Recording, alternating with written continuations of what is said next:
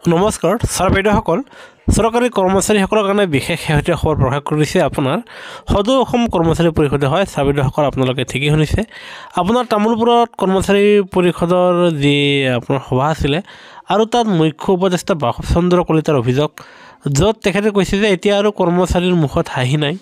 ভয় শংকাৰ এতিয়া কৰ্মচাৰীসকল অপৰাক্ৰান্ত হয় ছাৰ বাইদেউসকল কিয়নো কৰ্মচাৰীসকলৰ এতিয়া উপৰ্যুপৰি হেঁচা মানসিক চাপৰ মাজত কাম কৰিব লগা হৈছে কৰ্মচাৰী সমাজে সভাত মুখ্য অতিথিৰ আসন অলংকৃত কৰি সদৌ অসম কৰ্মচাৰী পৰিষদৰ সভাপতি দীপেন শৰ্মাই কয় যে শিক্ষকৰ আৰ্জিত ছুটি অন্যান্য কৰ্মচাৰীসকলৰ দৰে লাভ কৰিব লগাৰ যি দাবী সেয়া আপোনাৰ উপস্থাপন কৰাৰ পিছতো যি ফাইল সেয়া ২৪ দিনলৈ বৃদ্ধিৰ ফাইলটো মুখ্যমন্ত্ৰীৰ টেবুলৰ পৰা এতিয়ালৈকে ওলাই অহা নাই আনহাতে ২০০৬ চনৰ পাছত নিযুক্ত কৰ্মচাৰীসকলৰ ওপৰত নতুন পেঞ্চন নীতি প্ৰৱৰ্তন কৰি কৰ্মচাৰীসকলৰ ভৱিষ্যত অনিশ্চিত কৰি তুলিছে আৰু এতিয়া কৰ্মচাৰী পৰিষদে স্পষ্ট কৰি দিছে যে কৰ্মচাৰীসকলৰ সুৰক্ষিত ভৱিষ্যতৰ বাবে নতুন পেঞ্চন নীতি বাতিল কৰি পুৰণি পেঞ্চন নীতি প্ৰৱৰ্তন হ'বই লাগিব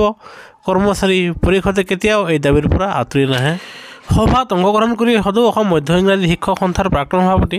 কৃষ্ণকান্ত তালুকদাৰে কয় যে কৰ্মচাৰী পৰিষদ এতিয়া সবল নেতৃত্বৰ অধিকাৰী এই নেতৃত্বই কৰ্মচাৰী সমাজক আগুৱাই লৈ যাব কৰ্মচাৰীসকল এক হৈ থাকিলে সকলো সমস্যা সমাধান হ'ব বুলি তেখেতে জনায় কিয়নো আপোনাৰ সদৌ অসম কৰ্মচাৰী পৰিষদে পুৰণা পেঞ্চন আঁচনি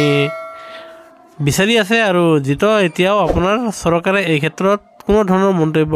প্ৰকাশ কৰা নাই আনহাতে শিক্ষকসকলৰ আৰ্জিত ছুটি যি আপোনাৰ ২৪ দিন কৰিব লাগে সেয়া মুখ্যমন্ত্ৰীৰ টেবুলৰ পৰা সেয়া ঘূৰি অহা নাই বুলি তেখেতে আপোনাৰ জনাইছে আৰু সেয়েহে এই কৰ্মচাৰীৰ সৈতে খবৰ আমি আপোনালোকক জনালোঁ ভিডিঅ'টোত নিশ্চয় এটা লাইক দি আপোনালোকৰ আন বন্ধুবৰ্গলৈ শ্বেয়াৰ কৰিব বুলি আমি আশা ৰাখিলোঁ ভিডিঅ'টো চাবলৈ ধন্যবাদ